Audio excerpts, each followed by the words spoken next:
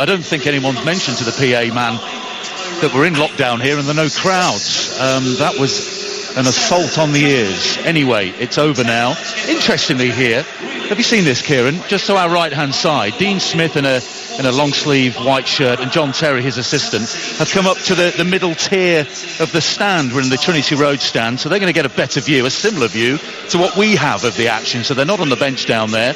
I suppose you can do that now, can't you, with the empty stadium? And it's very smart, because when you're down by the pitch, obviously I've been a coach and I've been a manager of youth teams. When you're down by pitch side, you can't see the whole picture.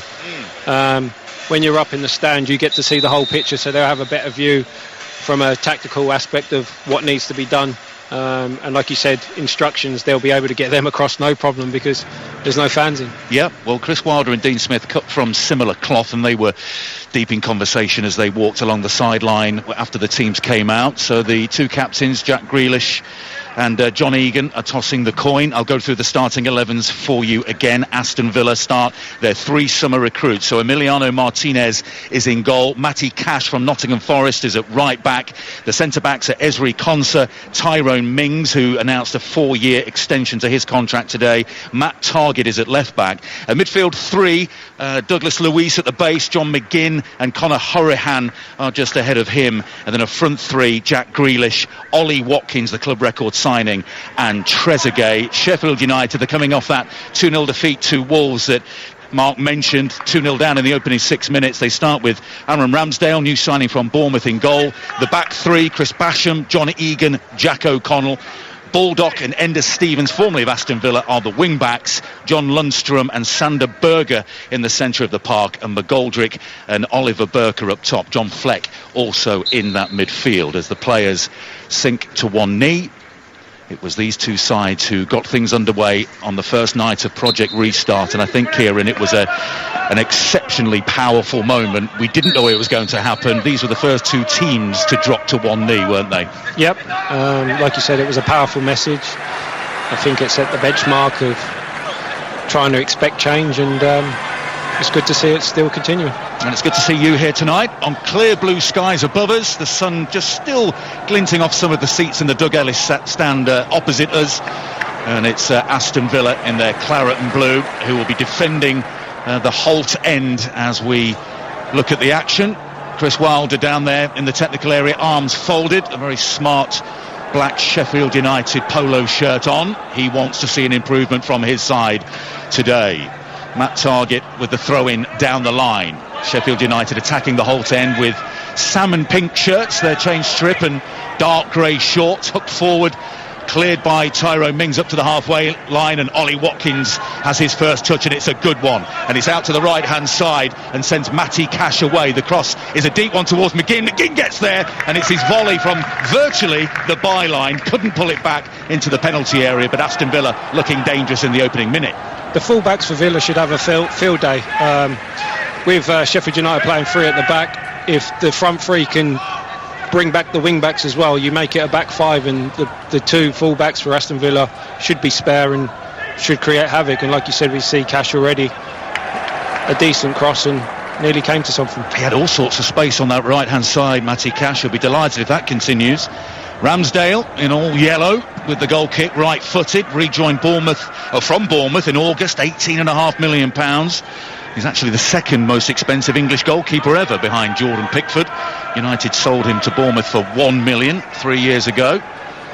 Ender Stevens, formerly of Aston Villa, has a throw-in for Sheffield United, 10 yards inside the Villa half on the left-hand side. 5 Live Sport, Villa Park. Aston Villa 0, Sheffield United 0. Villa in possession on the edge of their own penalty area through Targett, who goes straight down the middle to Ollie Watkins. He holds the ball up very well indeed and brings Cash into play. It's John Egan who is attempting to defend Ollie Watkins, but his first touches have been very assured, very confident in his orange boots. a man who could cost £33 million.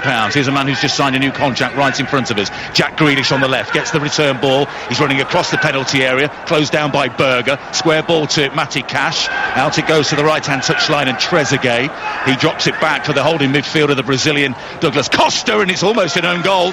The cross came in. It took a flick off of Villa head John McGinn and was headed behind by Chris Basham for a corner. So long for thinking Villa might be flat. We were talking about Man United and this being their first competitive game. They've come out extremely sharp, extremely bright. Again, it was the left-back Taggart who was free. We said the full-backs could be the problem for Sheffield United, and that seems to be the case. It was actually a left-footed flick by John McGinn that came off the head of Basham and went behind, and it's Conor Hourihane with that cultured left foot to curl in from the Villa right. It's a good service towards Mings. Well, he tried to muscle his marker off the ball. He got a header in. It was well wide. And Tyrone Mings concedes the goal kick. But more good news for Villa fans with Mings tied down for another 4 years. Also, it's worth noting as well, Ollie Watkins, the first 2 times the ball's come up to him, it's stuck. You can see they're already afraid of his pace. He's brought the ball down and he's brought players into the game. So a nice start for him as well. Well, Dean Smith, who is just to our right-hand side, just got his left hand on his chin, will be delighted to have that sort of budget. I think it's a budget that Chris Wilder can only dream about. Sheffield United did so well last season, but only 39 goals in their 38 games. Then he conceded 39 as well. Yeah. But Ollie McBurney dropped, Billy Sharp, the years are advancing for the veteran, aren't they? They were strongly linked with Brewster as well from Liverpool, and yes, I think it was reported today that Crystal Palace 19 million, and for a Premier League club to not be able to pay £19 million for a player just goes to show you what kind of budget that Sheffield United are working with. Foul by Hourihane on David McGoldrick. I think it's a loan that Chris Wilder and Sheffield United were after. Maybe it's a sale that Liverpool would prefer. We'll have to wait and see. But United have this free kick 15 yards in from the right touchline, halfway inside the Aston Villa half of play.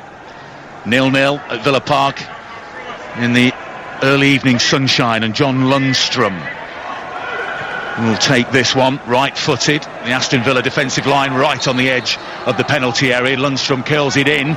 It's no great elevation on it, and Matt Targett able to head it clear for a throw-in on the right-hand side, 15 yards in from the corner flag, and Lundstrom is going to leave this one to his teammate George Baldock. Arlo White and Kieran Dyer with you. His Co-Com debut today, Kieran. So far, so good. I'm sorry you have to put up with me for 90 minutes. Lundstrom. Low cross in is a good one to the near post.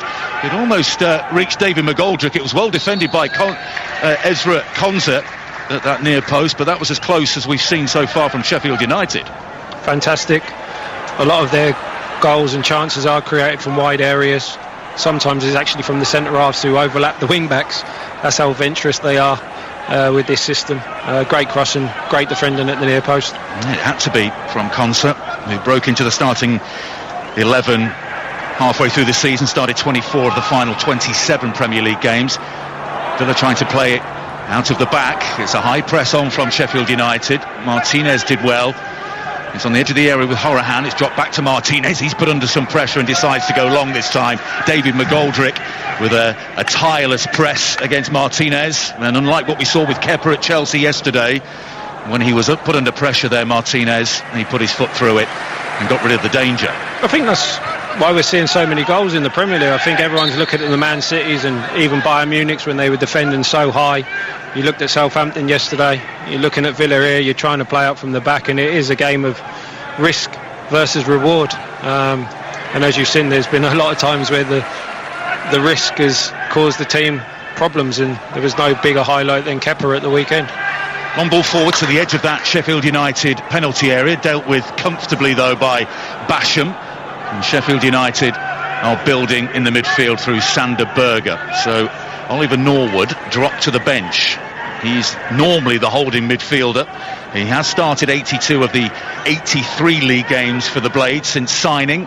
But Sander Berger, who was signed from Genk in January, That's his more natural position, so maybe a change of the guard at holding midfield for Chris Wilder. Long ball to the edge of the Villa penalty area. That's repelled by the Villa backline. Here's Douglas Costa, who just motors forward into Sheffield United territory, finds Jack Grealish on the left-hand side. He's got his hairband in and his socks at half-mast. He tries the diagonal ball towards John McGinn on the edge of the penalty area. He doesn't get it right, and it's all the way through to Aaron Ramsdale.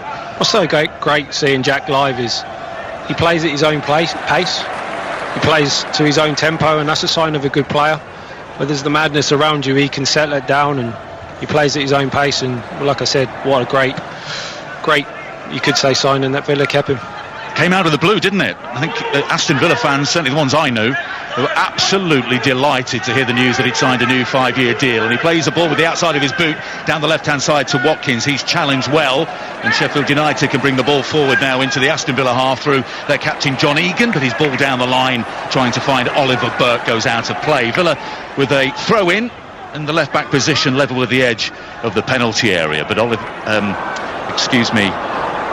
Watkins has started the game very well, and Jack Grealish just playing his way into the game. And I think George Baldock, the right wing back, is going to have his hands full tonight against the Aston Villa captain. As you can see from this throw, how they're set up, the back five is back for Sheffield United, and look at Matty Cash. So if Villa can work it out wide now, then they could be on an attack here.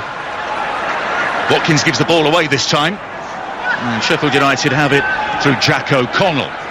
Square ball to the right-hand side to Egan. And he'll send a long arcing ball to the corner of the penalty area. Tyrone Mings got his head to it, but it falls to Lundstrom. David McGoldrick, lovely ball out to the right-hand side, and the full-back, or the wing-back, Enda Stevens. Back it goes to Oliver Burke. He tried a back heel back there, but it didn't work out, and Jack Grealish has been fouled as he was trying to bring the ball away, and he looks to be in a bit of pain here, Jack Grealish, who was fouled 167 times last season, the most in Premier League history. And he's on his feet after that rather robust challenge. Was it Lundstrom? I was going to say that's the first of many to come this season for him. It used to be Hazard who was the most foul player, and Jack's taken over that mantle, so he's in fantastic company with Hazard. And Lundstrom's going to have to be careful. He got a yellow card for that from referee Graham Scott, and rightly so. Approaching the 10-minute mark at Villa Park. Scoreless between Aston Villa and Sheffield United, as it was on the opening night of Project Restart. Of course, a goal was scored. Orlan Neeland, the goalkeeper, caught a free kick, went into the back of his own goal, but the goal decision system inexplicably failed all 7 cameras, and no goal was awarded. And the honours were shared on the night. Long ball forward by Mings. McGinn couldn't get there first, but McGinn now will have a chase here to a ball over the top down the left-hand side and gets there ahead of Basham. McGinn plays the ball in behind Jack Grealish. Matty Targett into the penalty area. Was he tripped by Sander Berger? No, says Graham Scott, the referee, but I can tell by your reaction, Kieran, that you might have thought there was a bit of contact there. Yeah, first instinct I was thinking penalty. VAR will be taking a look, checking that, yeah. In the background. That's a good ball by Sander Berger out to the left-hand side, and Enda Stevens, who's up towards the penalty area. Into the area goes towards Burke, but it's good defending, sweeping and tidying up by Tyrone Mings, and he puts his foot through a very long ball down the right-hand side, and Ollie Watkins could have been in, and John Egan surely was dragging him back. And that's a free kick, and it could be even worse for John Egan. Red card. It's a red card. It's the denial of an obvious goal-scoring opportunity. It was about 10 yards outside the penalty area. We saw something similar. It wasn't quite the rugby tackle of Christensen on Sadio Mane at Stamford Bridge yesterday, but it was definitely a foul.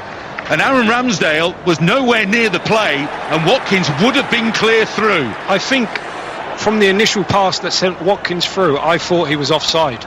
So I'm not sure if VAR will check that as well. Well, VAR is going to take a look because, of course, it is a red card, a direct red card. Let's have a look at the replay here.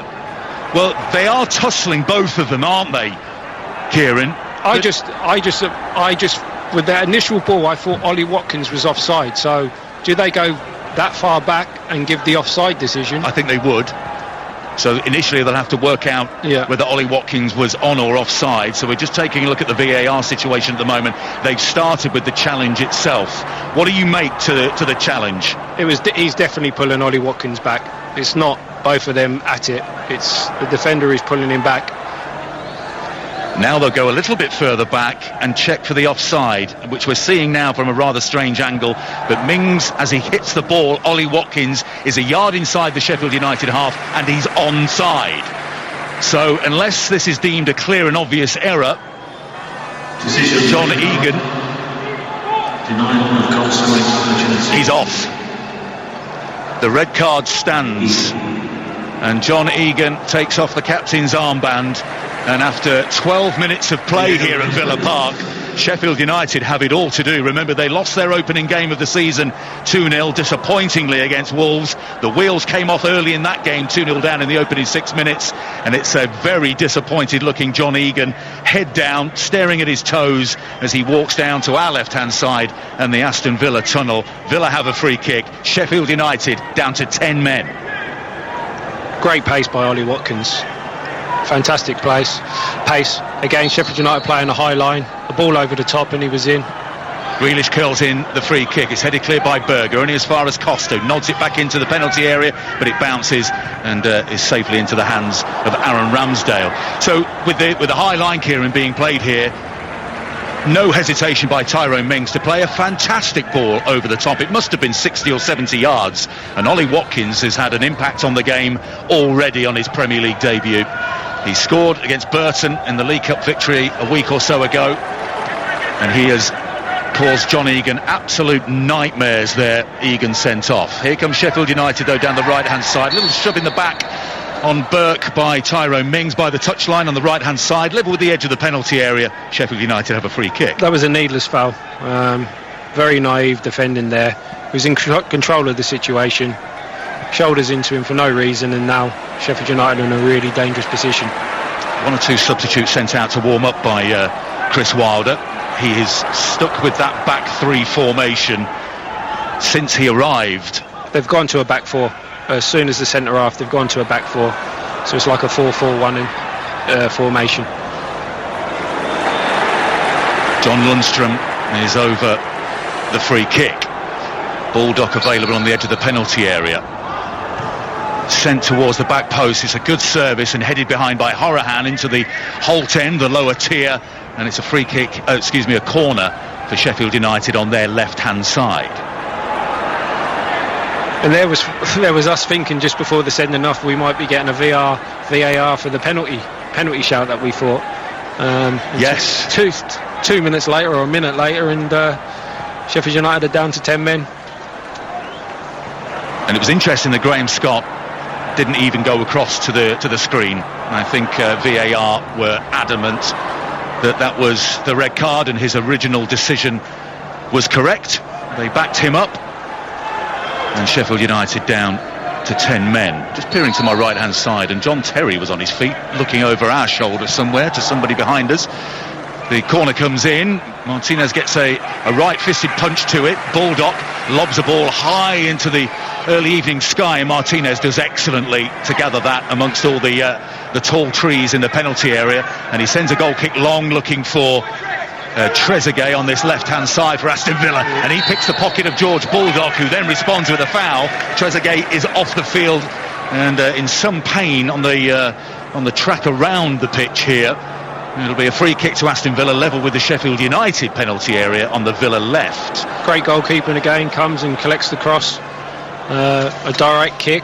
It's not a long hoof. It was a directed long pass. And Trezeguet with his pace, he gets on the end of it, and again, now Villa are in a dangerous situation. Away to our right hand side, Dean Smith has seen enough from the stands. He's now on the corner of his technical area, hands in his trouser pockets.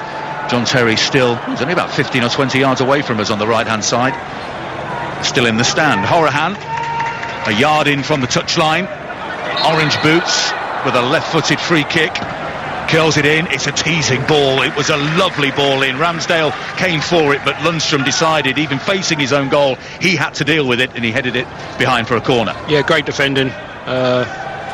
When there's any kind of hesitation, you're not sure what the keeper's going to do. You just take control of the situation. He did that and headed it safe. Oh, whatever Dean Smith was doing down in the technical area, he's now back in the stand. So he's getting his steps up for the evening. Horahan, the corner, left-footed. It was a good one. It's headed clear, only as far as Douglas Luiz. He curls the ball out looking for Jack Grealish. It flicks off a Sheffield United head, and then Grealish, would you believe, fouled again. 5 yards from the corner of the penalty area. It was Fleck with the foul, and this is a little more dangerous for Horahan to get a service into the box.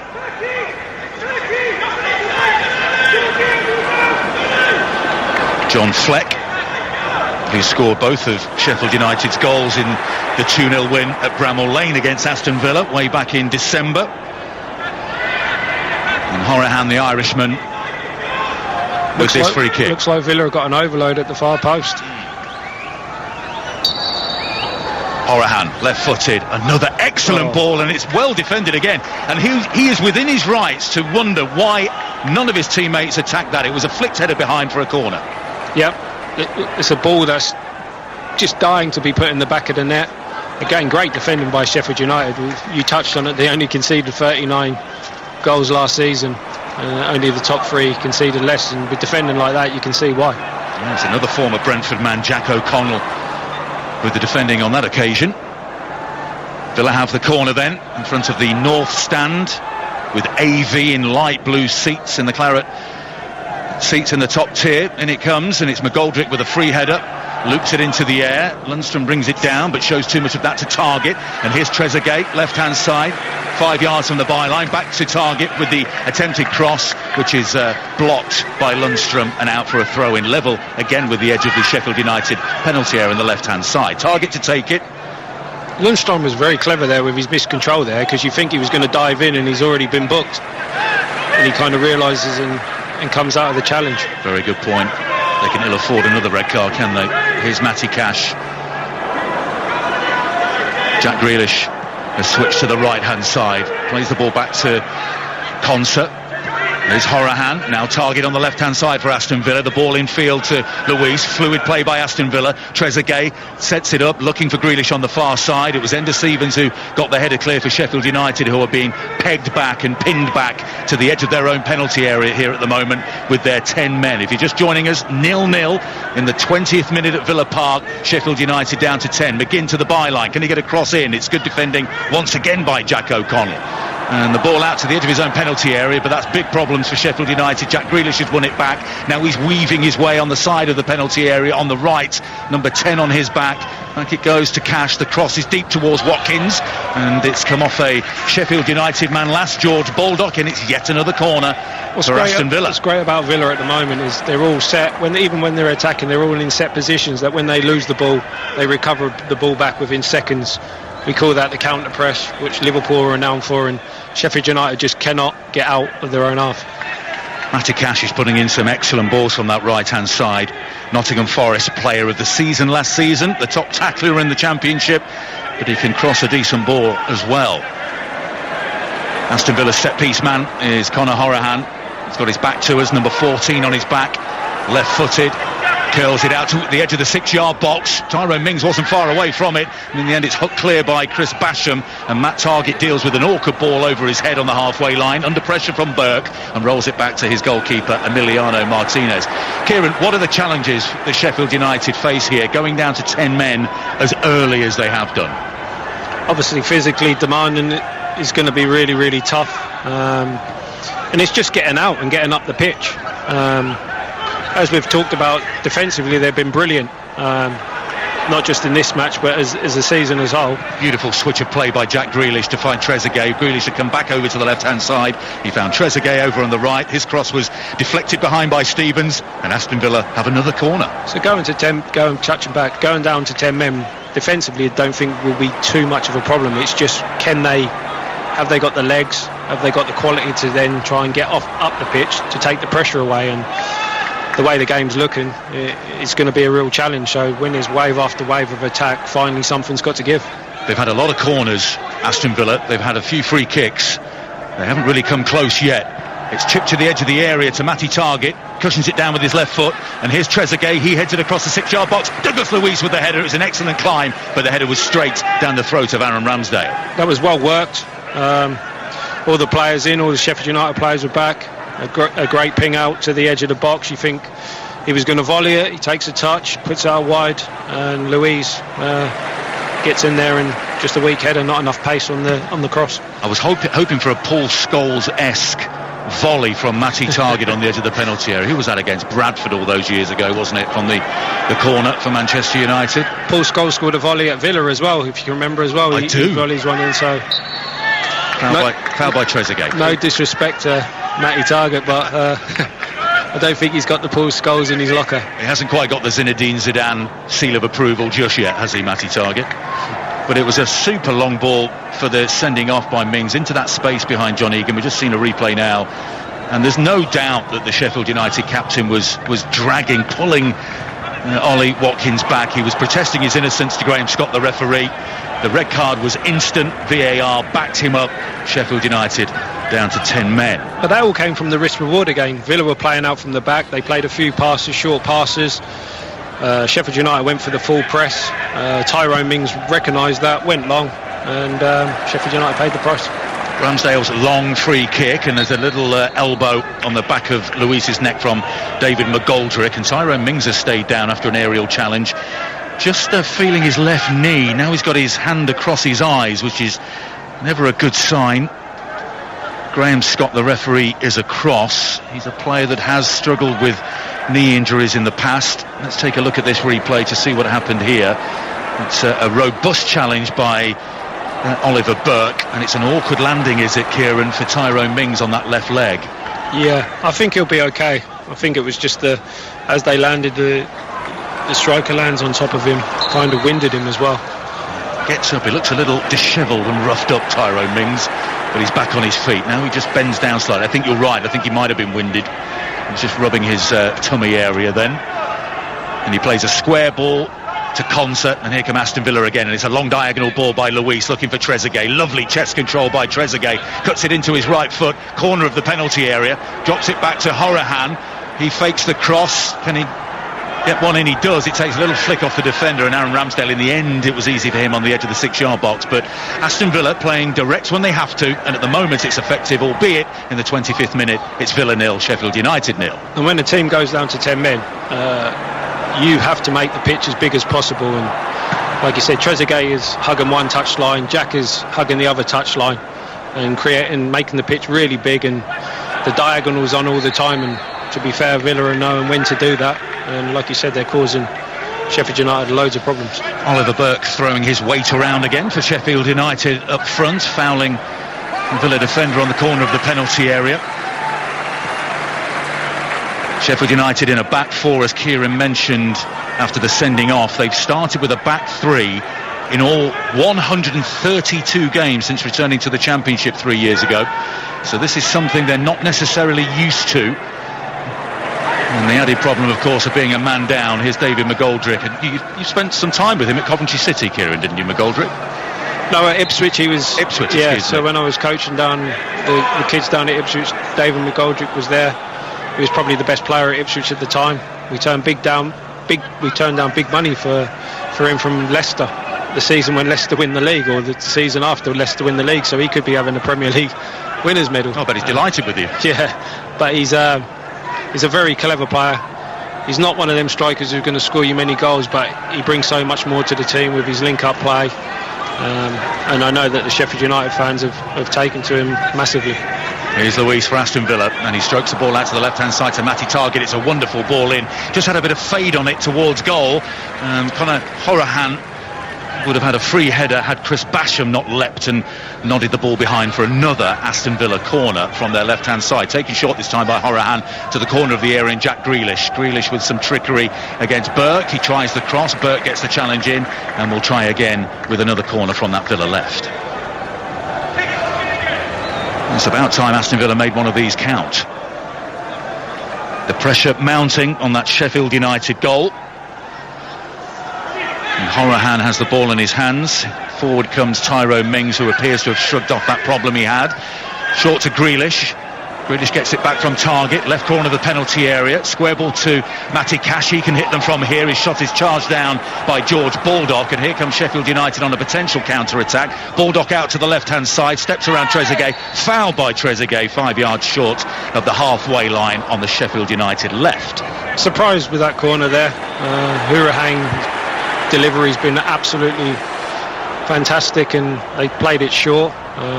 They got themselves into trouble, and Sheffield United can come up the pitch and get a free kick. Trezeguet scored an absolutely vital goal for Villa towards the end of last season, didn't he? The winner in the 1-0 victory in the penultimate game against Arsenal. Here they went to West Ham on the final day, drew. A defeat would have sent them down, but they survived by a single point, and that was one of 6 Premier League goals last season for Trezeguet. Also scored a late winner against Leicester in the League Cup semi-final here, sending Villa to Wembley. 28 minutes gone here at Villa Park. Aston Villa 0, Sheffield United 0. Kieran Dyer alongside me, 33 caps for England, formerly of Ipswich and Newcastle United, of course. It looks like Trezeguet will probably be the fall guy when Traore gets his work permit, you'd say, wouldn't you? This is their signing, a big signing, so a bit harsh on Trezeguet. Like you said, his goals are really crucial. You can see what Jack Grealish was trying on the halfway line, playing the ball in behind the fullback on the Aston Villa left, but the ball sails out of play. George Baldock making his 250th league appearance for Sheffield United, played every minute in the Premier League last season. A signing from NK Dons. He has a white sweatband on his right wrist, and he sends a throw-in down the line. Only as far as Matty Target. The flick on by Ollie Watkins. Trezeguet not with the first touch that he wanted, and the ball's out of play for a Sheffield United throw in their right-back area. So fascinating, Kieran, being as close as we are to the action here at Villa Park in the press box. We're about, 10 yards away, 15 yards away from the touchline. The play happening right in front of us. We can hear everything the players are saying. I thought it was surreal watching it back home on TV. And like you say, this is my debut, first time in the stadium without fans. And you can multiply that by times 10. It's a real surreal feeling with no fans. Villa's first home game of the season. Ollie Watkins 10 yards outside the penalty area in a central position, forced back by Berger. Here's Douglas Luiz. He's got yellow boots on tonight. Strokes a ball out to Hourihane. Hourihane on his left foot. He's got Matty Target outside of him, but he goes to Jack Grealish. Jack Grealish cuts in on his left foot into the penalty area. Hourihane, lovely ball in with the left foot, and it's cleared inside the 6-yard box by O'Connell. At the back post was Ollie Watkins, who would have enjoyed a tap in. That's good defending by Sheffield United. They're bending, they're not breaking at the moment with their 10 men. That was lovely play by a combination of Jack Grealish and Conor Hourihane. Here's Luis again. Yep. Sheffield United are dropping off here on the edge of their own penalty area. Grealish, though, challenged well and then fouls his opponent Burke, and Sheffield United can relieve the pressure just outside their own penalty area with a free kick. When a team goes to 10 men, sometimes it's so hard because they're so defensively set and minded that it takes special players to unlock it and crack it, and you have to get Jack Grealish on the ball at all times. Like you said, that bit of class play with him and Hourihane, it all starts from Jack. He's very clever, he can take people on, he can see a pass. So if I was the manager now, I'd be demanding every player to be giving the ball to Jack. And as we say that, Dean's now talking to him. Yeah, poor old David McGoldrick, though. His day is done. Chris Wilder gave it a while with 10 men just to see how it was going to pan out, but the man sacrificed is David McGoldrick, and Ethan Ampadu comes on. And I would suspect that means the restoration of the back three. He is on loan from Chelsea.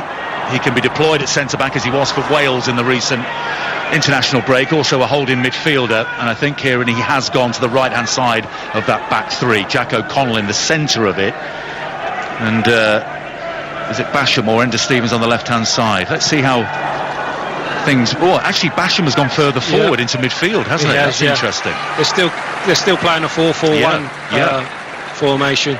He's just beefed up the centre of the park, isn't he? So Basham, one of the centre-backs, has gone into midfield. A chipped ball, square by Jack Grealish to Matty Cash.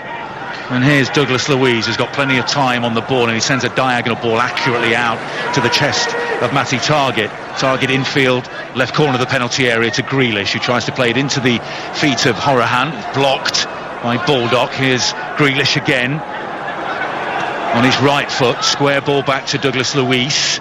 Luiz left-footed out to John McGinn on that right-hand side for Aston Villa. Left-footed cross in is over every teammate. Baldock got the header half clear. Now's a chance of a counter-attack for Sheffield United through Lundstrom, and he plays it through to Oliver Burke.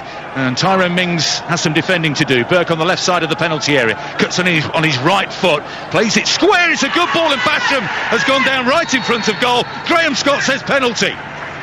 Penalty to Sheffield United, and Chris Wilder will want to know why there's not a red card here for the denial of an obvious goal-scoring opportunity, but Matty Targett did make a play for the ball, so it's only a yellow card for Matty Targett in the penalty area. It was an excellent bit of play in the build-up by Burke, and then right on the edge of the 6-yard box, it's the foul by Targett, who just takes the legs away from the aforementioned Chris Basham, only just into the midfield after that substitution. And with 10 men and barely having tested Emiliano Martinez, Sheffield United have a penalty kick, but of course it's being checked by VAR. What was so great, we've been talking about how great Aston Villa have done of the counter press, and when they lose the ball they keep them in. And all credit to Sheffield United, they broke that counter press.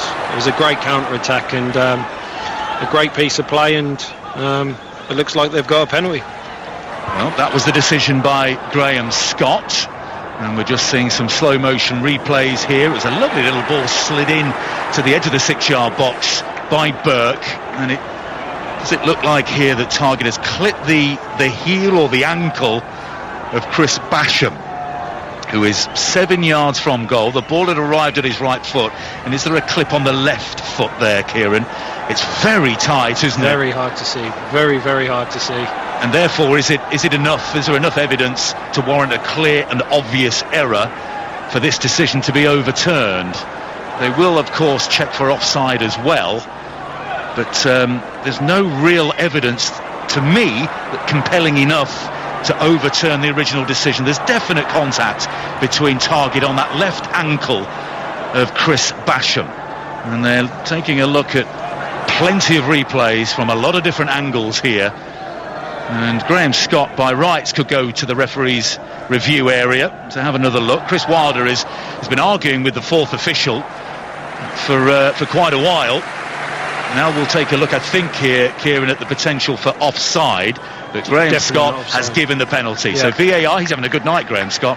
2 long VAR reviews, both have backed up his initial decision. So a penalty kick, massively against the run of play here for Sheffield United, in front of the Holt end. John Lundstrom will take it. Emiliano Martinez is on his goal line. He'll have to be careful as well for encroachment.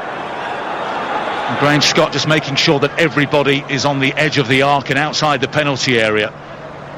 Lundstrom will take this with his right foot, about a 3-pace run-up. There's Scott's whistle. Lundstrom for Sheffield United, saved by Martinez, away to his right-hand side. It was right in the corner, but it was at a good height for the goalkeeper. And on his Premier League debut, the former Arsenal man gets Aston Villa out of trouble. He saves the penalty from John Lundstrom, and it stays Aston Villa 0, Sheffield United 0. That's a great save, but we're probably going to have another VAR check, and we need to see if one of his legs were on the goal line.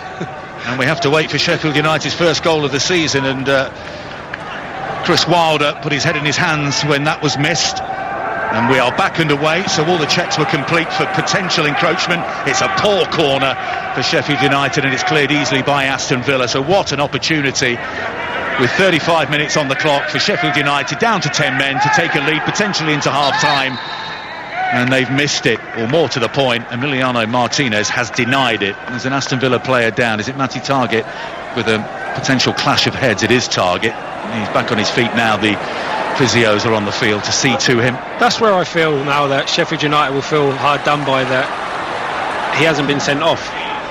They say a penalty is sufficient, but if you miss the penalty, then there's no real damage done, if you know what I mean.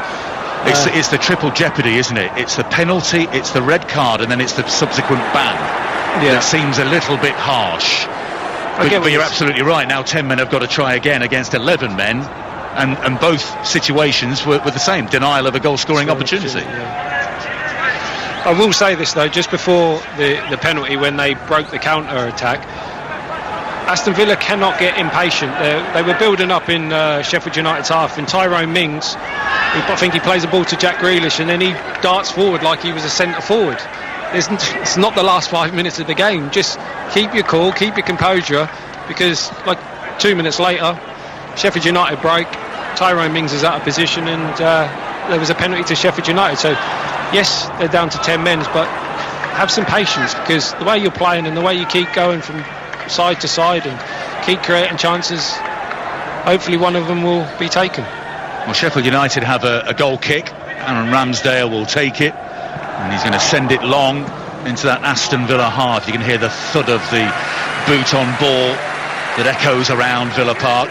Concept in possession, back to Aston Villa's hero Emiliano Martinez, who I thought was excellent in the last few games. He started the last 8 of last season for Arsenal. It took him 10 years to have a run like that in the Arsenal first team. Bernd Leno was injured at Brighton, but then during the off-season, Mikel Arteta decided that Bernd Leno was his number one choice, and Martinez said, no, I've had enough, I'm off. And here he is now, potentially is the number one for Aston Villa, but Tom Heaton might have a few words about that when he returns in a few games' time from his torn ACL. If he keeps saving penalties the way he's doing, I think Tom Heaton will have a shot trying to get back into the team. Absolutely. It's a long diagonal ball by Luis, looking for Jack Grealish, who gives him a thumbs up, but it goes harmlessly behind for a goal kick. His save percentage, I don't usually give out that many numbers and percentages, but it was 78.6, Kieran. And of goalkeepers in the Premier League last year that played at least 9 games, only Hugo Lloris had a higher save percentage. And I was at Stamford Bridge yesterday, and we saw another mistake, albeit not a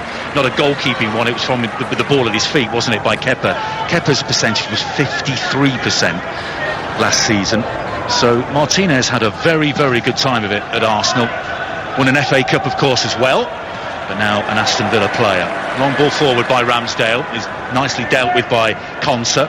Matty Cash, who looks to the manor born at right back for Aston Villa, after switching from the East Midlands and Nottingham Forest to Aston Villa here in the second city. And he's in possession on the right hand side, just inside the Sheffield United half.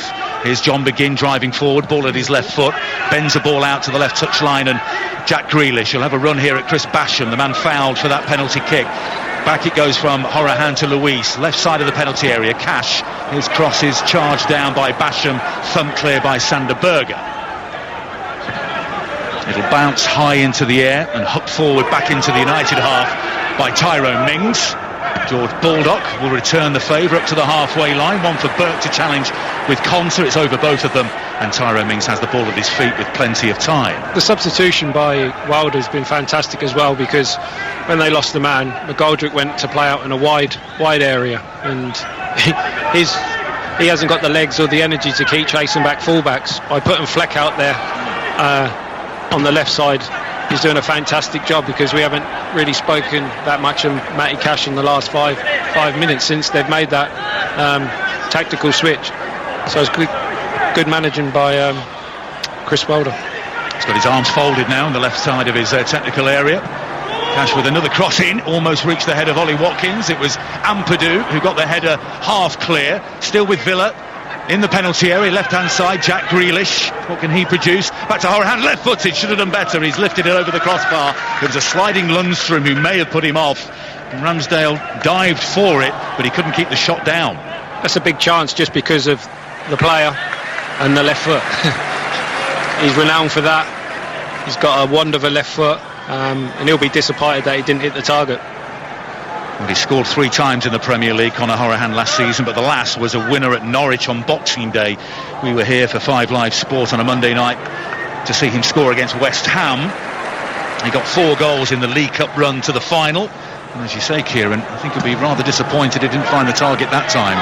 100%. We say it about every left-footed player, they have a wand of a left foot, but he truly has a wand of a left foot. So not even to hit the target, he'll be very disappointed. Aston Villa in possession on the right hand side, right on the halfway line. Here's Trezeguet. Matty Cash gave him the ball and then sprinted forward. He's been ignored and will trot back to his position as Villa recycle it towards the left, and Horahan bends the ball into the feet of Targett. drops it back to Jack Grealish. The underlap by Conor Hourihane towards the edge of the penalty area, ignored by Grealish, but he turns on the afterburners towards the byline. His attempted low cross, though, is deflected out by George Baldock for yet another, and I've lost count how many, Aston Villa corner. What a piece of skill that was there. He does a little shimmy, sends the defender one way and he goes the other way.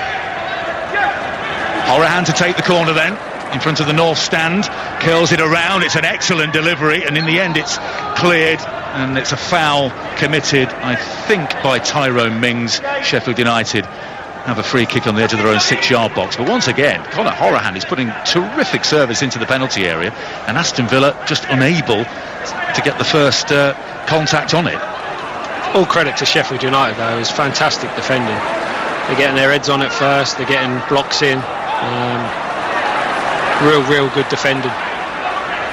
Dean Smith in conversation with Jack Grealish down on the left-hand touchline for Aston Villa as we enter the final 2 minutes of an eventful yet scoreless first half here at Villa Park. Aston Villa 0, Sheffield United 0, and Ramsdale's goal kick will go the length of the field to Emiliano Martinez. Calm looking stroke of the ball by Tyrone Mings to Cash. Infield he goes to Conor Hourihane, and then the diagonal switch towards Trezeguet, who mistimes his leap, and the ball will roll harmlessly out for a goal kick to the Blades. I will say now, in the last 5 minutes, Hourihane and Luiz, they keep going to get the ball off the two centre-halves, and they don't need to.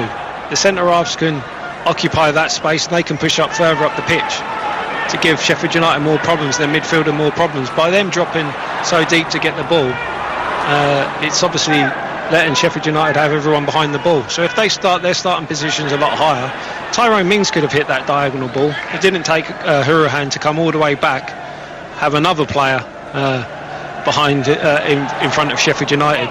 Play behind the lines so we can get some penetration and breaking the lines there.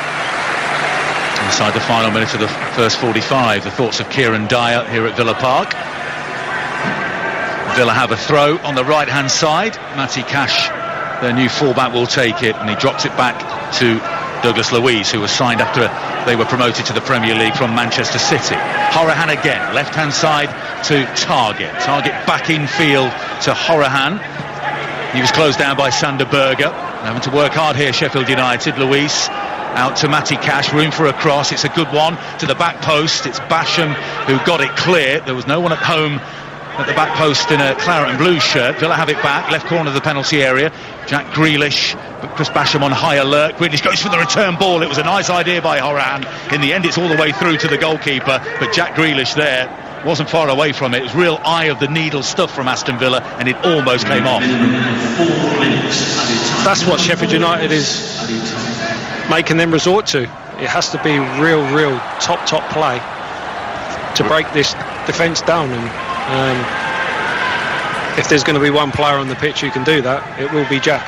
We're into 4 minutes of time added on at the end of the first half, and I think largely down to the two lengthy VAR reviews. Aston Villa have had 8 corners. They've only managed 1 shot on target in the first half. Target with a drilled cross towards the near post. Baldock, in fact, it was Ampadu who got his header to it, and then it's hammered clear by the Sheffield United defence up towards the halfway line. Tyrone Mings will take the throw in on the left-hand side to his centre-back partner, Konsa. Here's Luiz taking the ball off the centre-back again. Hourihane. Target on the left-hand side. Is there a late twist in the first half here as Aston Villa attack the north stand? Jack Grealish, he's got Hourihane in field, not too many options behind him. Tyrone Mings has ventured forward, but that's good defending by Sander Berger, and he's fouled by Jack Grealish. Grealish might start to get a little frustrated. Things not necessarily going his way in the first half. Berger stuck to him that time. Great defending by Berger there. He just had eyes firmly on the ball, wasn't worried about the feints and the shimmies, and he took the ball off Jack there. But again, 2 seconds before that, you see Luiz and Hourihane going to get the ball off the centre-halves. So you've got 4 Villa players out of the game, really, when you're attacking, because Sheffield United have got 9 players behind the ball, and you've got 4 players going to receive the ball. You want to get overloads up the pitch, and the way they've got to do that, they've got to push on forward. Well, into the second minute, well into the second minute of the 4 added on at the end of this first half by Graham Scott. Chris Wilder was shouting instructions to his side a few seconds ago. It's a foul by Basham on Tyrone Mings on the edge of the Aston Villa penalty area. And I think Chris Wilder will be obviously hugely disappointed at 2 events in the first half. The red card to Egan and the missed penalty by Lundstrom. But by and large his side have defended well after going down to 10 men in just the 12th minute. He'll be really pleased with the defensive performance. Like you said, for all of Villa's intricate play and good play, there hasn't been really one clear-cut chance, and that's all credit to Sheffield United. And like you said, to miss a penalty on top of that is a bit of disappointment. All Target, lovely chip into the penalty area that Jack Grealish couldn't bring under control on the corner of the 6-yard box. That's uncharacteristic by Grealish, who was beautifully found by Target, had his back to goal, had plenty to do, but it was cleared by Sheffield United. Throw in, level the edge of the penalty area, left-hand side for Aston Villa. As we approach the 48-minute mark in this first half, Villa 0, Sheffield United 0. Trezeguet on the right-hand side. Ender Stevens, the defender, forces him back to Matty Cash. And here's Trezeguet again, looking for Cash on the overlap down that right-hand side. Good covering by Fleck. Haven't said John Fleck's name too often in the first 45 minutes for Sheffield United, but he was effective there. Throwing conceded on the far side by Oliver Burke. And here comes Douglas Luiz down the centre of the pitch. Square ball to Horahan. Worked out again to Matty Target on the left-hand side. Back in field to Horahan. Closing stages of the first half here at Villa Park on 5 Live Sport. Here's John McGinn. Force bundled over by Basham, who knew it, knew what he'd done, put his hands on his head. It's a yard outside the side of the penalty area on the Villa left, and a late opportunity here to finally make a set-piece count. I'd like to see Jack take this one. It's a shooting opportunity. Yeah, if he aims for the far post and everyone tries to get across it, you see how many times when the goalkeeper can't commit himself and it goes into the back post. So Birahane's the one who's been taking a lot of them. They've been fantastic deliveries, but Sheffield United have kind of defended them quite easily. So it'll be interesting to see what happens with an in-swinger. It is the outswinger from Horahan at the back post. Nobody could put it into the empty net. It's the last action of the first half. Trezeguet came in and sent it over the bar. Conor Horahan could do no more with his set pieces in that first 45 minutes. Aston Villa couldn't get any bodies on the end of them. Jack Grealish goes down the tunnel first, and Graham Scott is in conversation with Matt Target here, and Chris Wilder with a bottle in his left hand has just strayed out onto the field here, Kieran. We'll keep our eye on this. We saw Slaven Bilic at Goodison Park at the weekend just overdo it slightly against Mike Dean and get sent off. West Brom against Everton, and Chris Wilder, you've got Aaron Ramsdale having a word with the referee as well, and there's Wilder, who is going to just accompany Graham Scott off the field. It's all very calm, it's all very collected. A little shake of the head by Chris Wilder. He's getting an explanation on the red card perhaps, just scratches his forehead, but I think he comes in peace here, Kieran, doesn't he? I don't think it's about the red card they received, because I think once you see the replay you can say that was the right decision. I think he's probably arguing about the point I said about why their player not sent off. But Target did make a play for the ball, and therefore it is a yellow card, Mark Chapman. It's 0-0 Aston Villa against Sheffield United at half-time. Thank you, Mark. And as I peer to my right-hand side here in the Trinity Road stand, Gareth Southgate is deep in conversation behind a black face mask. He's got a smart blue cardigan on, shirt and tie. The England manager here to oversee the second half of Aston Villa 0, Sheffield United 0. No further changes that we can spot at the moment. Remember, Sheffield United down to 10 men after the red card, the straight red to John Egan, their captain, for the denial of an obvious goal-scoring opportunity. The foul a long way from goal, but Ollie Watkins would have been clean through. So Aaron Ramsdale is in goal for Sheffield United. Chris Basham has moved forward into midfield.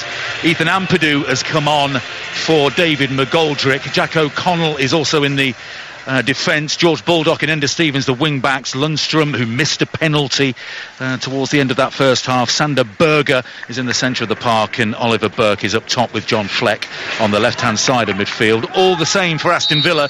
Martinez, who saved the penalty, in goal. Right to left at the back, Matty Cash, Ezra Konzi, Tyrone Mings and Matt Target. Midfield 3 of McGinn, Luiz and Horahan, and then a front 3 of Grealish, Watkins and Trezeguet. And it's Aston Villa in possession at the start of this second half. And what are you looking for from both sides, Kieran, in the second 45 minutes? Patience from Aston Villa. We touched on it a bit. They need to move the ball side to side more. Once they go down to the left, they kind of want to get the final pass in. Obviously, Sheffield United shift over there. Again, as you've just seen, Hourihane having a cross there. Be patient, come out to the right. Sheffield United move across again. If they don't move out in time, you've got your overload. If they do, then let's switch it back out to the left. Just be very patient. And Sheffield United, again, is how they got the penalty. They've got to be defensively really sound, and then when they can break with some real intentions. Well, they did exactly as you were asking there, Kieran. Right to left for Aston Villa, probing down the right. Matty Cash sent a ball into the penalty area, but Watkins was offside. The sky above us is taking on a darker, deeper purple colour. We've got the floodlights on the roof of the Doug Ellis stand opposite us shining brightly against it. Aston Villa coming off a narrow but impressive escape last season. They spent 193 days in the bottom three. They took 8 points from their final 4 games and they survived. Sheffield United lost their last 3 last season, so finished in 9th place. Still mightily impressive for a newly promoted side. Their highest finish since 1991-92. Here's Douglas Luiz just across the penalty, the halfway line into the Sheffield United half. Floats a lovely ball out to the left-hand side, and it was Matt Targett who was forward, who volleyed an attempted cross that in the end goes into the side netting, and that was a decent opening for Aston Villa down the left. And what you're noticing already is Jack's having more licence to roam. He's not even starting in a high position. He's going into that number 10 role, and Targett is given the whip straight away, so it's something to watch. Targett cost over 10 million from Southampton. Matty Cash 16 million from Nottingham Forest. Ramsdale over 18 million from Bournemouth for Sheffield United. Takes this goal kick and sends it high into the sky. The flags are just hanging slightly limply on the roof of the Doug Ellis stand opposite us. The ball harmlessly through to Emiliano Martinez. He rolls it out to Douglas Luiz, who can turn number 6 on his back and look upfield.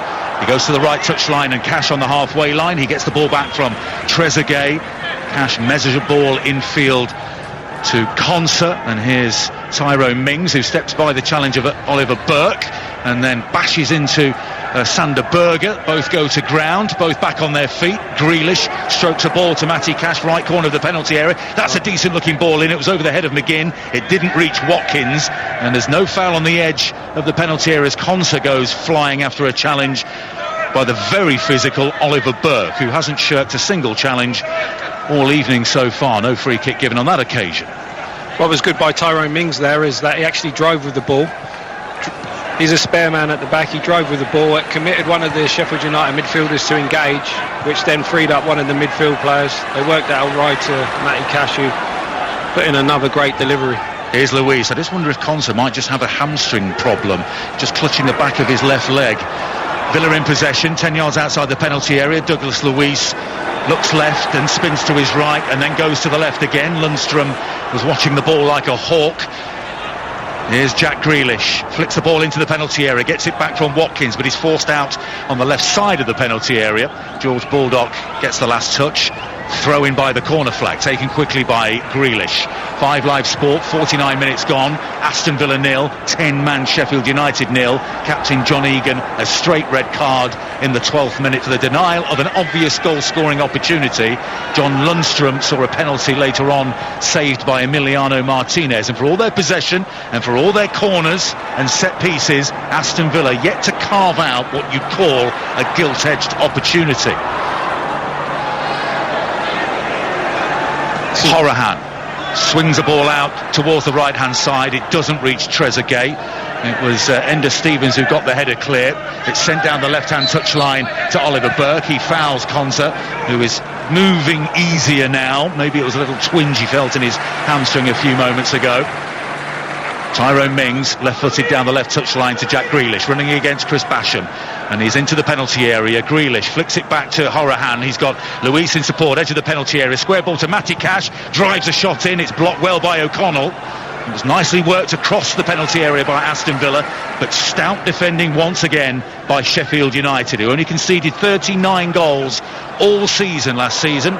Only Liverpool, Manchester City and Manchester United conceded fewer. Poor ball this time low by Luis, cut out easily on the edge of the penalty area by Chris Basham. Sander Berger brings the ball down on his chest, in for Oliver Norwood. He can turn upfield here. What are his options? There weren't too many runners, and he actually gives the ball away to John McGinn, passing it backwards towards Lundstrom. With Sheffield United going down to 10 men, it's kind of like took one of John McGinn's strengths off. John McGinn is one of their midfield players who likes to run beyond the strikers, and with them playing so deep now, he can't use his energy and power to run beyond, which is... Grealish on the right-hand side kills the ball into the edge of the 6-yard box. It's Ethan Ampadu who got that header clear. And I think, like you said, Kieran, it looks like Grealish has got a licence to drift and roam with that number 10 shirt on his back. Here he is again. Short pass though infield to Luis. Luis finds Horahan. There's space on the left-hand side here for Matt Targett. Closed down by Basham. Low cross into the near post. Watkins was there, but it's smothered confidently by Ramsdale, who just scratches the back of the head. I think he just got a little whack from the former Brentford striker. Good goalkeeping. When you play wide, going back to Jack, when you play wide, you rely on other people to give you the ball. When you're more centrally, you look at Thiago. Everyone's talking about Thiago the other day when he had 70-odd touches in the half. But he could dominate it because you're in the centre of all things. So with Jack having that licence, he'll be getting on the ball more and trying to make things happen. Ramsdale is just leaning against his post. He's taken a swig from a bottle of water. It was the knee of Watkins that bashed into the back of his head. No treatment required, and he will take the goal kick. I was there at Stamford Bridge yesterday. Thiago, just a sublime cameo in the second half, wasn't it? It's going to be interesting to see that whether he has that role absolutely full time and what that does to the Liverpool blend in midfield, because I also thought that Fabinho was outstanding at centre back alongside Virgil van Dijk. It's a nice problem for Klopp to have. Obviously a lot of Liverpool's attack and play comes from their fullbacks with the assists, but with Thiago now it gives them a different dimension. Here at Villa Park, 52 minutes gone, still 0-0 between Aston Villa and Sheffield United on a goal-laden weekend. We await the first one here in Birmingham tonight. Here's Matty Cash, right-hand side for Aston Villa. Infield it goes to Luis. Luis finds Horahan. Horahan out to Jack Grealish, who will have a little run left corner of the penalty area against Basham. Cuts onto his right foot, rolls it back to Horahan. The chip comes into the penalty area, doesn't find Watkins. Headed clear once again by that Sheffield United defence. It was O'Connell, helped on its way by Ender Stevens, but falls to the feet of Tyrone Mings. Here's Jack Grealish, left corner of the area again. John Lundstrom thought about the challenge. He's on a yellow card. But Grealish has it back from McGinn in the penalty area, and it's a good sliding challenge. And actually, it's come off Jack Grealish last. He looks apoplectic with the referee, Graham Scott. But it's a goal kick that's been given. Grealish can't believe it, a shake of the head, and the danger averted. I just think now that Villa, they're starting to go side to side a lot more, but there's no tempo with the passing. I think if they stepped up the intensity in the tempo of the passing, so they're getting passes there a little bit quicker, it'll be a lot harder for Sheffield United to then shift across. So I'd just like to see now Aston Villa, everything seems to be slow motion at the moment. Just step up that intensity, that tempo, and you'll give Sheffield United even more problems. Ramsdale sends the ball long into that Aston Villa half of play.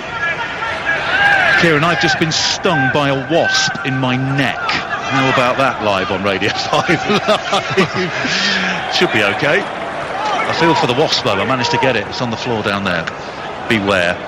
Tyrone Mings on the left-hand side for Aston Villa, and Gareth Southgate still scribbling some notes, the England manager, away to our right-hand side.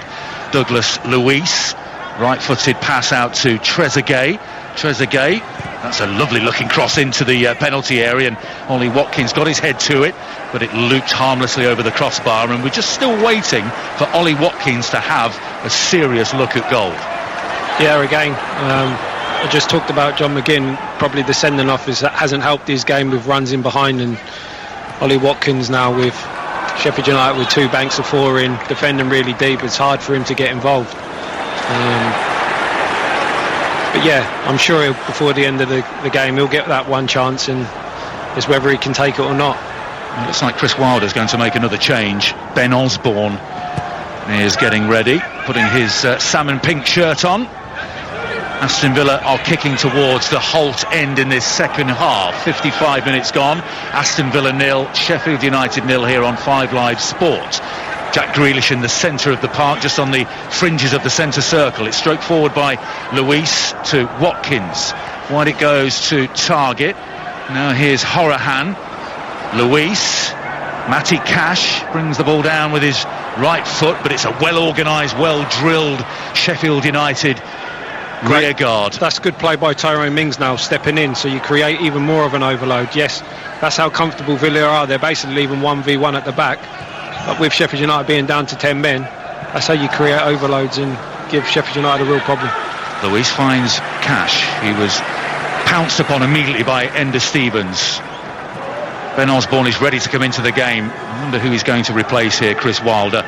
Luis, right-footed, strokes it out to the right-hand side, and John McGinn, who would prefer it on his left foot. He tried to thread it back infield to Luis. It was intercepted by Lundstrom, and Sheffield United have a rare opportunity of a counter-attack here. Into the centre circle goes Sander Berge, and out to the right-hand side it goes, and they're committing bodies into the attack here. George Baldock on the right-hand side, approaching the corner of the penalty area. What are his options here? He's got Burke in the penalty area. He's also got Sander Berge, and he gets to the byline. He stands up the cross, but there's nobody at home, and Matty Cash heads it clear only as far as Lundstrom.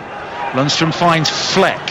A rare period of possession here for Sheffield United, down to 10 men. Ethan Ampadu, but it's a nice ball into the penalty area. Sander Berge tries to cut it onto his left foot. It was a heavy challenge by Douglas Luiz. Had he gone to ground there, Berge, that would have given Graham Scott a decision to make, but in the end the chance is lost, and now Aston Villa up on the right hand side on the halfway line with Trezeguet. Sander Berge was too honest there. There was contact there. If it had gone down, he would have given the referee a serious problem. Sometimes being honest goes against you. Dean Smith is having a word with one of his substitutes as well as the cross comes into the penalty area. Might fall for the volley here for Luis. Edge of the penalty area, decides against it, brings it under control and finds Matty Cash, who gets it back from Trezeguet on the Aston Villa right, level with the edge of the penalty area, tight to the touchline. Trezeguet in field to Ollie Watkins, who's come in search of the ball this time, but now he's got some defending to do. He gave the ball away, now he's chasing Fleck up to the halfway line, and the ball is on to the right hand side to Chris Basham, but he ignores him and goes to Stevens on the left, and the chance of a counter-attack is lost there by Sheffield United. Long ball forward and good communication by Emiliano Martinez, who rolls it out to Tyrone Mings. It's an 8:15 kick-off at Molineux. Let's get the team news ahead of Wolves against Manchester City. Here's Alistair Bruce-Paul. Well, there's a Manchester City debut for Nathan Ake tonight, certainly alongside John Stones in central defence, maybe a back three as well with Fernandinho. Phil Foden starts, as do De Bruyne, Sterling and Jesus. Ferran Torres is on the bench. Just one change for Wolves from their opening Premier League win against Sheffield United. Ruben Neves is in for Leander Dendoncker. Thank you, Alistair. He's with Chris Sutton at Molineux, just down the road. Cross in is low from Trezeguet, and once again it's repelled at the near post by Sheffield United. Jack O'Connell with it, and they're standing firm against everything. Keenan Davies is going to come in for Aston Villa as well, but Chris Wilder is going to make the switch first. But no, we're back underway, so the substitutions will have to wait. Here's Target on the left hand side for Aston Villa, who have the ball back once again. Into the area it goes to Jack Grealish, who's stationary, doesn't get the return ball from John McGinn. The two trying to combine in that penalty area a couple of times so far in this second half, to no avail. As we approach the hour mark at Villa Park, Aston Villa 0, Sheffield United 0. Aston Villa building down the right this time. Cash flicks the ball out to Trezeguet. Ball in field to the edge of the area in Horahan. The runner coming in off the left hand side is Matt Target, but the header clear is a good one, and it's Sander Berge who brings the ball clear for Sheffield United. Defensively, they are so solid, Kieran. It's very impressive with 10 men. Sander Berge has been outstanding for Sheffield United as well. Obviously, he's come in for Norwood. Question marks were raised, and he's thoroughly justified his selection. Curling ball by Ender Stevens is gathered on the edge of his penalty area by Martinez before Burke. See, Tyrone Mings has got the ball there. He should be driving now at the midfield. Matty Cash should be higher up the pitch, drive at the ball, actually commit some of their midfielders, because they're playing and the midfielders are not even shifting or moving. You've got too many men behind the ball. Well, the substitutes still waiting for a break in play. Messrs Davis and Osborne for either side. Villa in possession. Here's Douglas Luiz. He has Matty Cash on the right-hand side. Brings him into the play. It's a left-footed change of angle this time towards the back post. It was a leaping Watkins who tried to get his head to it, to no avail. Villa still in possession. Target. There's the cross. Edge of the penalty area. Poor first touch, though, by Trezeguet.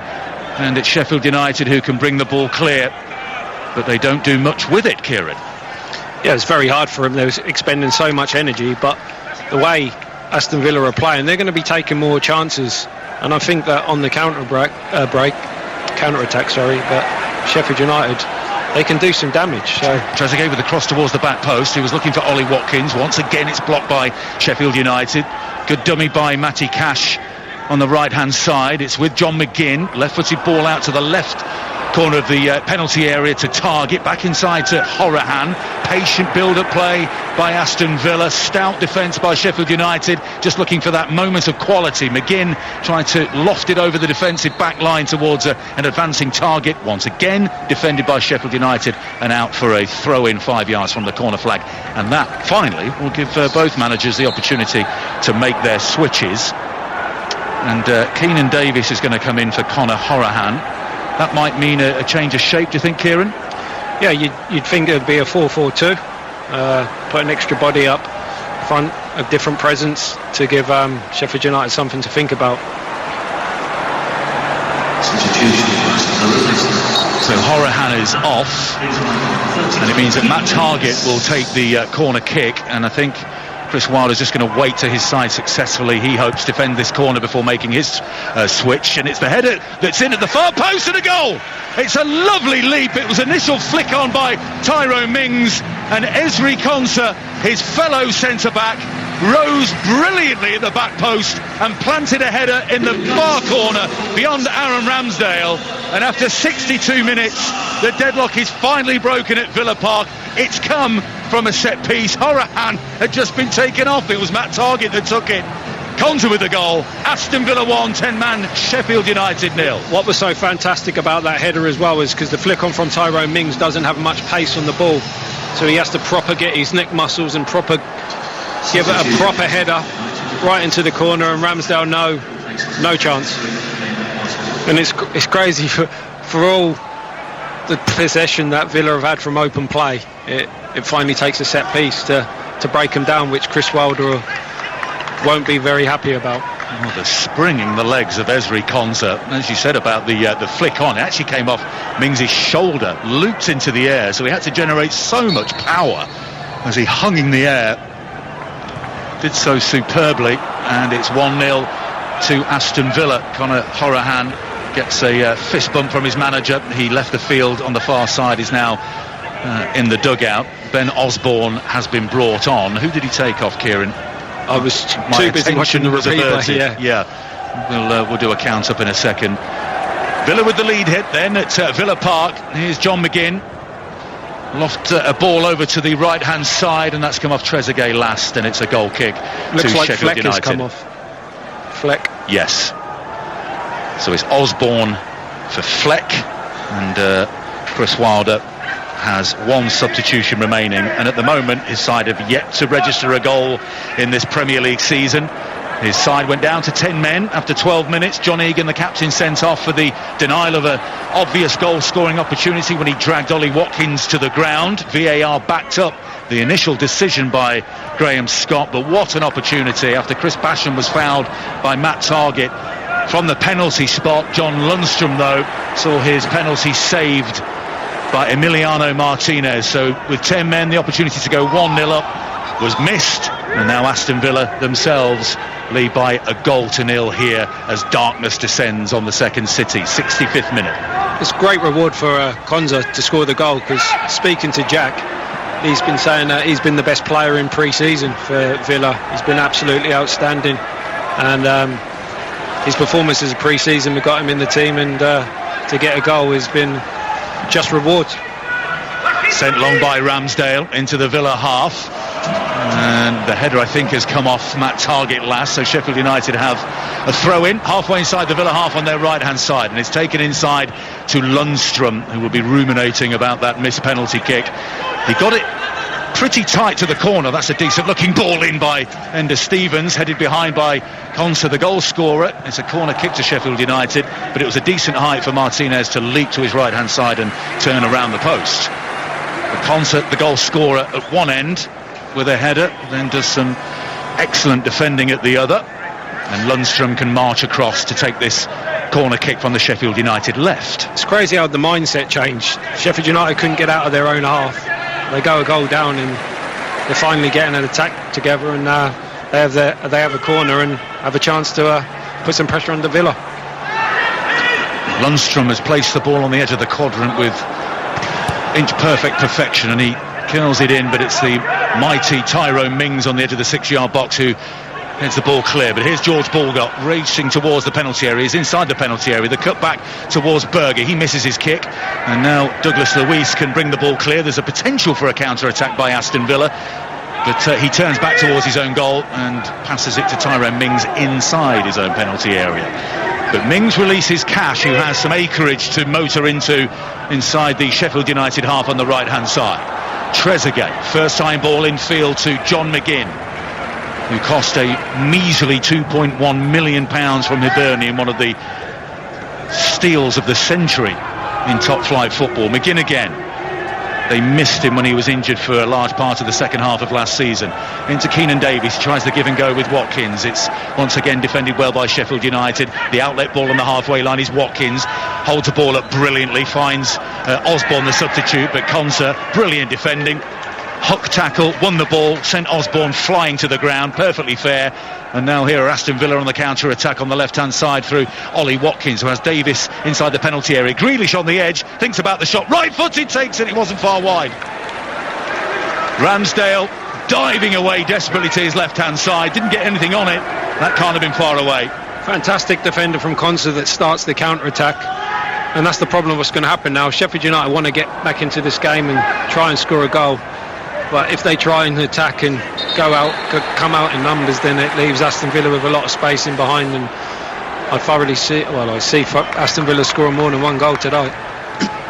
Well, Chris Basham, who's had an eventful evening, he started at centre-back, moved forward into the midfield after the red card, then he was fouled for the penalty, but his day is done, and Oliver McBurney, who started the game against Wolverhampton Wanderers on the opening day, the striker, he comes in here at Villa Park.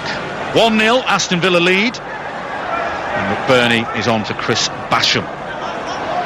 So they've got two up top now, McBurney and Burke, Sheffield United. He's got to go for it really, Chris Wilder, hasn't he, Kieran? Trailing by a goal to nil here, seeking a first goal of the season. We've got 22 minutes plus stoppage time remaining here on 5 Live Sport. Tyrone Mings heads that bouncing ball to Matty Targett, who sends it slightly wildly out to the left-hand side, directly for a throw into Sheffield United. A member of the Aston Villa medical team has very kindly brought me an ice pack for my wasp sting. I'm sure you'll be delighted to hear. Yeah, with that substitution, Sheffield United are now playing a 4-3-2. So they are really going to go for it. 2 up front, they need a goal. Chris Wilder peering into the distance, bellowing at some of his players. It'll be interesting to get his take on the red card after the game. Andy Gillies is with us, who will be interviewing the managers and the protagonists after the game. Here's Osborne, on the left-hand side. Remember, Ali Bruce Ball and Chris Sutton with you for the second match of this Monday night. Manchester City finally get their season underway away at Wolverhampton Wanderers. That promises to be an attractive match. 8:15 kick-off there with ABB and Chris Sutton. Throw into Aston Villa, 69 minutes on the clock here at Villa Park. Matty Cash with it on the right-hand side. Takes 3 or 4 steps and launches it down the line, but it's Jack O'Connell who stoops to win the header. Tyrone Mings heads it himself to Matty Cash. Douglas Luiz takes possession, against McBurney. Down the line he goes to Trezeguet, cuts in field and evades the challenge of Ender Stevens. Now McGinn tried a very deliberate ball to the right-hand side to Luis, but that has been easily cut out, and it's out around about the halfway line, left-hand side for Sheffield United. Poor play there by McGinn. Villa worked it really well down the right-hand side. It went out to McGinn, and Jack Grealish and Target were free on the left, and he played the ball back down to the right, and Villa could have had a dangerous situation there, but ended up losing the ball. Clash of heads just in front of us between Trezeguet and McBurney. They look to be okay, and Sheffield United have themselves a throw-in halfway inside the Villa half, and the former Villa man Ender Stevens will take it. He was released in the summer of 2015 here, Republic of Ireland international. Cleared downfield by Trezeguet. The bulky figure of Keenan Davis in possession, holds the ball up nicely, finds Trezeguet. His ball forward though misses the feet of Jack Grealish, and Baldock brings it forward for Sheffield United, who are gradually growing into the game, seeing more possession. McBurney limping away from a challenge. A free kick awarded to Sheffield United about 15 yards from the left corner of the Aston Villa penalty area. We just touched on it about the mindset. Like we said, they couldn't get out. They conceded a goal, and now they're probably having just as much possession as Aston Villa in the last 5 minutes, and they look quite threatening at the moment. Osborne will take it left-footed, curls it into the penalty area. The header is won by McBurney, but then Keenan Davis leaps to head it out of the penalty area. Lundstrom sends it back to the edge, and it's Ethan Ampadu with the volley, and it was about 2 or 3 yards wide. It was a good connection by the Welshman, on loan from Chelsea, came on as a first-half substitute, and that's as close as we've seen Sheffield United to Emiliano Martinez's goal since the penalty in the first half. Wasn't really a chance. You could say it was a half chance, but for a centre-half to score a volley for 25 yards, you're asking for a lot there. Well, he comes highly rated, Ampadu, doesn't he? He's only 20 years of age. He spent last season on loan at RB Leipzig, only made 3 substitute appearances.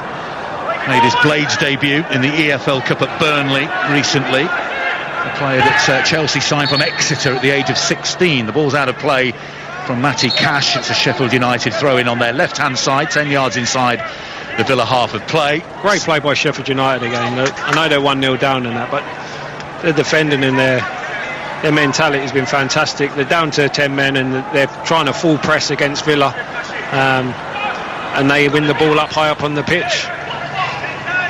Excellent control by Trezeguet under pressure from Ender Stevens, but he's going to run out of room on that right-hand side. It's off Trezeguet last, it's out of play. It's a Sheffield United throw on the halfway line left-hand side. Ender Stevens right in front of the technical areas. As we approach the final 17 minutes here, an eventful night at Villa Park.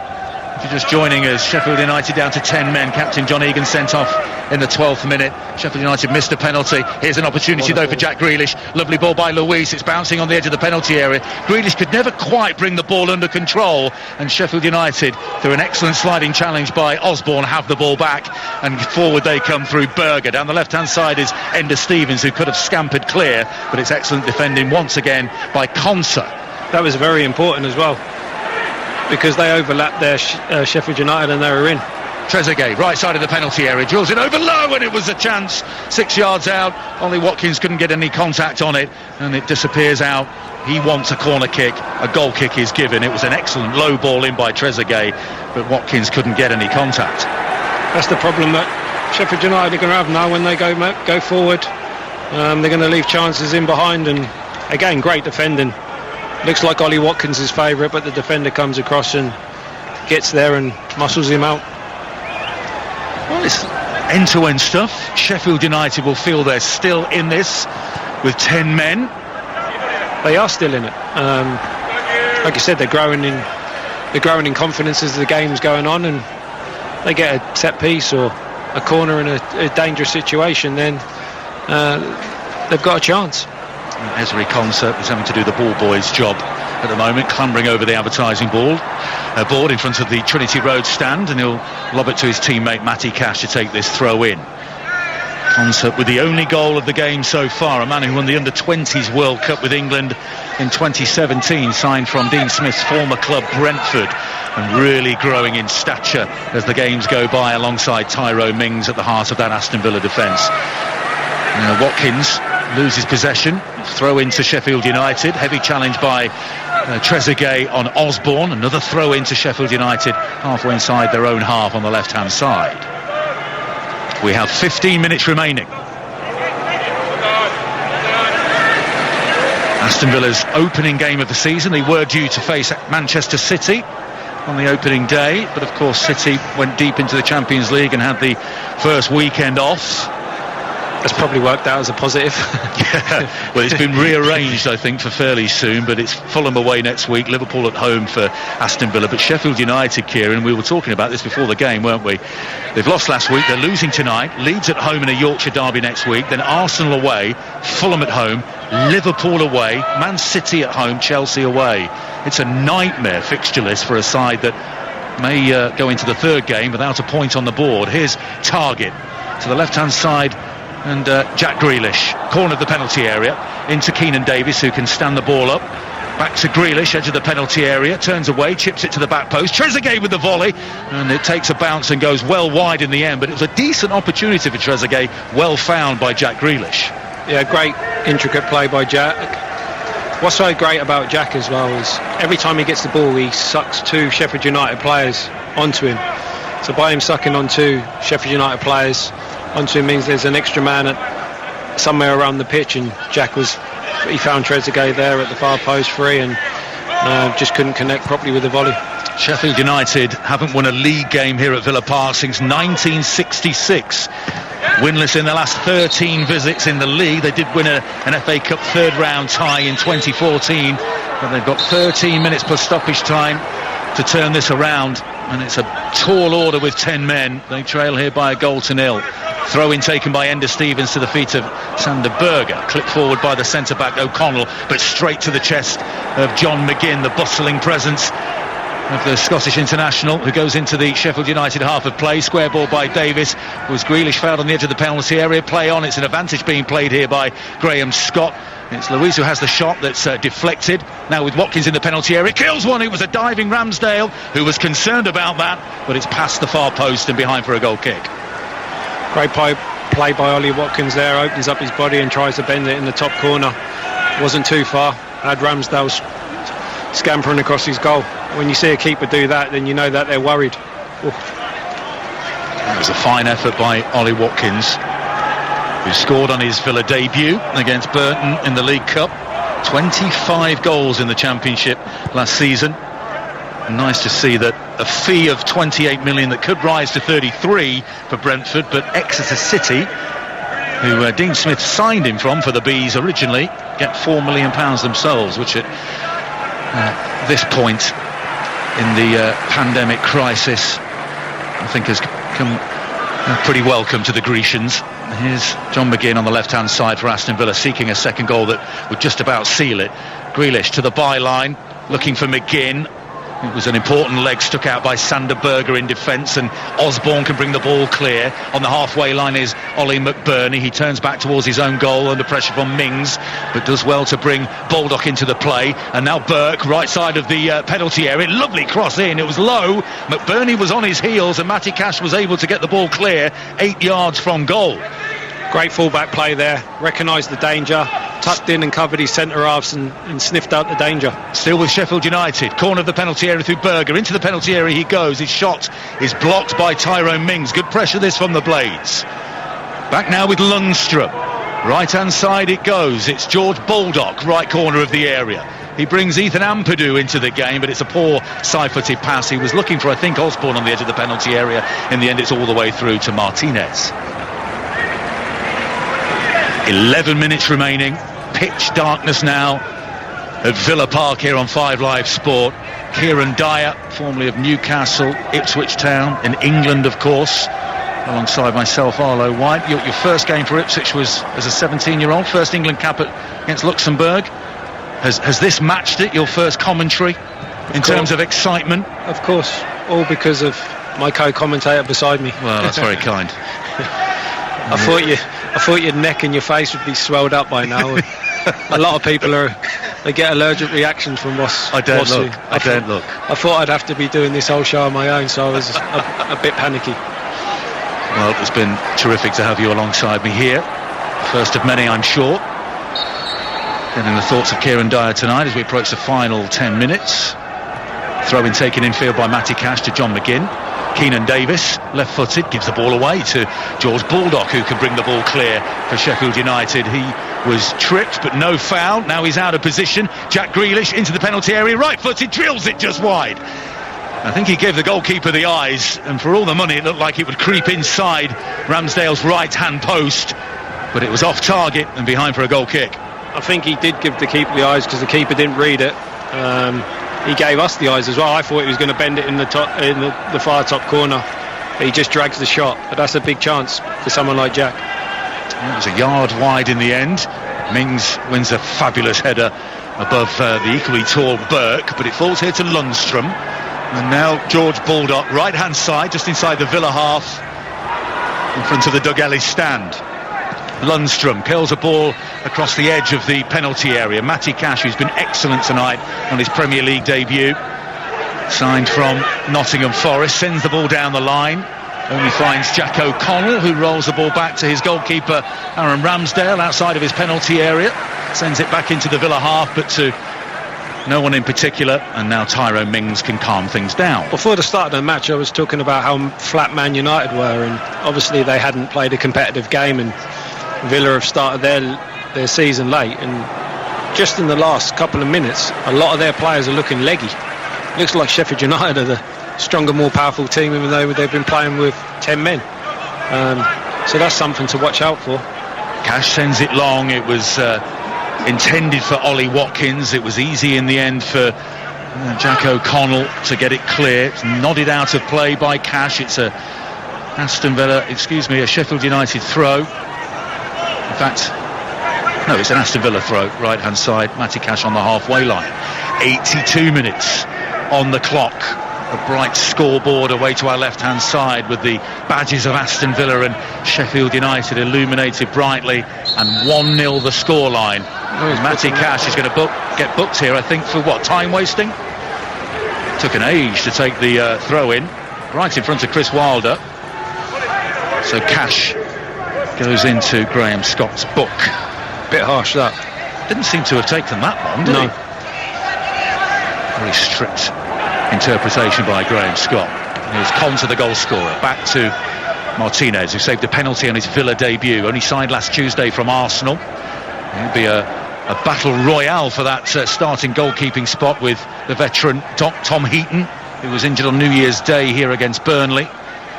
Here's Douglas Luiz in the centre circle, right-footed to Keenan Davis, who's held the ball well since coming onto the field as a substitute in this second half. Luiz again curls a ball high into the sky to the side of the penalty area. Davis does well to hold the ball up, then loses his balance, but regains it and regains possession. Back to Luiz, looks for the wall pass into the edge of the penalty area to Ollie Watkins, but only finds the Sheffield United defender. Now it's Lundstrom coming forward. Was he tripped there by McGinn? I think he was, and it's going to be a yellow card for John McGinn. That's the Fernandinho tactical foul.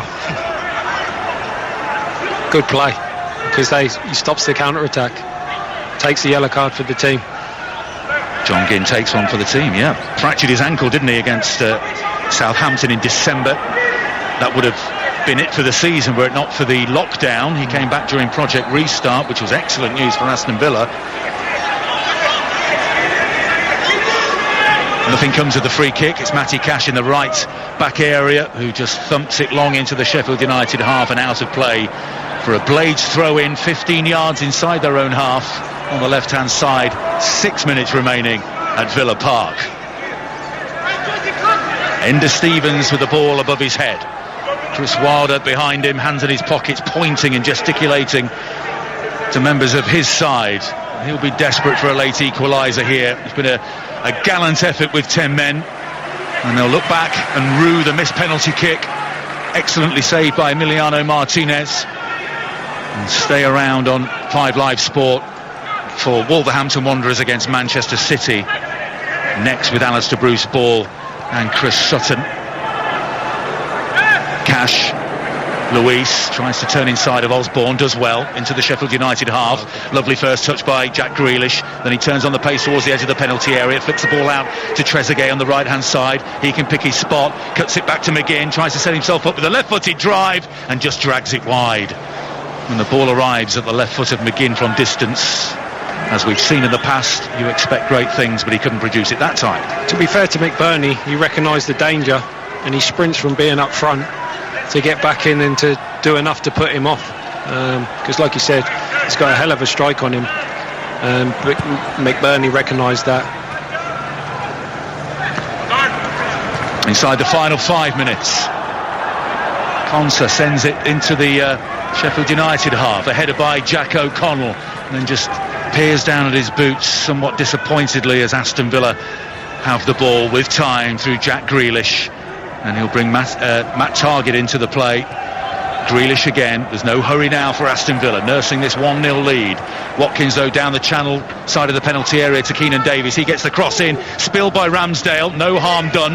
It evaded all the Aston Villa attackers, and Enda Stevens got it half clear. There's a good ball into the Sheffield United penalty area, but the Blades can break now through Osborne. Bends the ball down towards Berg, but Konsa has been absolutely superb at centre-back for Aston Villa tonight, and he wins the challenge.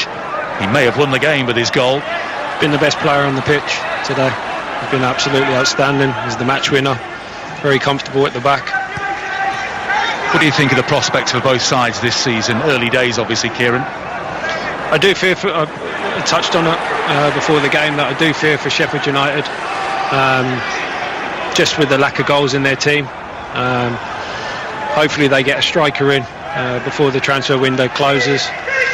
Villa, again, I think they're going to be in the bottom half of the table. Maybe I'd like to see them get a number 8 kind of midfielder, someone who can dominate and create and score goals, so the onus is not just on Jack. But yeah, Sheffield United, the team I really fear for. That's interesting. After a 9th place finish, Lundstrom curls a cross in. Osborne was closest to it, but it's caught easily by Martinez, who goes to ground, forehead against the turf, just to knock a few seconds off the clock. 87 minutes gone. Aston Villa 1, Sheffield United 0. At the moment, Sheffield United look to be heading for consecutive defeats to start the season. It will be a 5th straight defeat, actually, in the Premier League. They lost their last 3 of last season. It'll be the first time that's happened under Chris Wilder. Here's Konsa, right corner of his own penalty area, fouled by Burke. Here, there's the whistle from Graham Scott. I've lost count of the amount of times Oliver Burke has fouled an opponent. He just slaps his thigh in frustration. He's a big unit. Came across from West Brom in the off-season. It was a swap deal with Callum Robinson going the other way. He was at Alaves in Spain on loan last season. Started for West Brom in their last Premier League campaign. Hasn't really had a look in so far tonight, Oliver Burke, but he's been throwing his weight around all evening. Martinez, 10 yards in from the right touchline, all in green. The Aston Villa goalkeeper taking his time about this free kick inside the final 2 minutes. Villa lead by a goal to 0. Aiming for Keenan Davies, who leaps well against O'Connell, but his header goes straight to Ramsdale. He sprints to the edge of his penalty area and sends the ball high into the jet black sky above us. It comes down onto the head of McBurney. He flicks it on to Osborne. Osborne has support on the edge of the penalty area. Lundstrom. Arriving here is Baldock. Chance to get a cross into the penalty area. He's got 3 teammates to aim for. Side of the area is Osborne. Back he goes again to Lundstrom. Can they get a service into the box? It's charged down and behind, but Sheffield United have a corner kick as we approach the 89th minute. Fantastic play.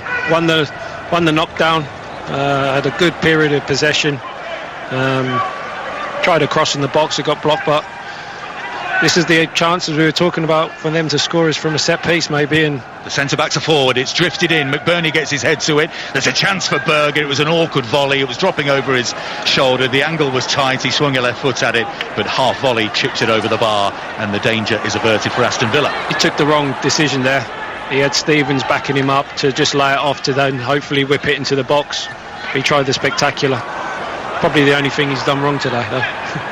Tonight. Well, he cost a club record 22 million from Genk in January. Scored in that memorable victory over Tottenham in Project Restart. 6'5", Sander Berge. Not surprisingly, both his parents were basketball internationals. We're inside the final minute, in fact inside the final 5 seconds of the 90. Emiliano Martinez with the goal kick into the Sheffield United half. The stoppage time at the end of this game will be 3 minutes. 3 minutes between Aston Villa and their first 3 points in their opening match this season, having gone unbeaten in the final 4 games of last season to save their Premier League skins. And opening consecutive defeats for Sheffield United. McGinn prods the ball forward but out of play, and Sheffield United have a throw, running out of time, halfway inside their own half on the left-hand side. A pensive looking Dean Smith just scratching his chin in his white shirt and black trousers on the edge of the Aston Villa technical area. He'll be delighted to get off the mark with a victory on what is Aston Villa's opening game of the season. Ramsdale with the free kick, McBurney with the header. He's useful in the air but no one running off him. Stevens had his ankle clipped by Trezeguet, decides to go back to the halfway line, and O'Connell in turn back it goes to Ethan Ampadu. Ampadu surges into the Villa half past Watkins, but then the pass is intercepted by McGinn and there's an opportunity on the counter-attack, threading through to Ollie Watkins inside the penalty area. The ball across to Jack Grealish on the left foot, takes a deflection and it's over the crossbar.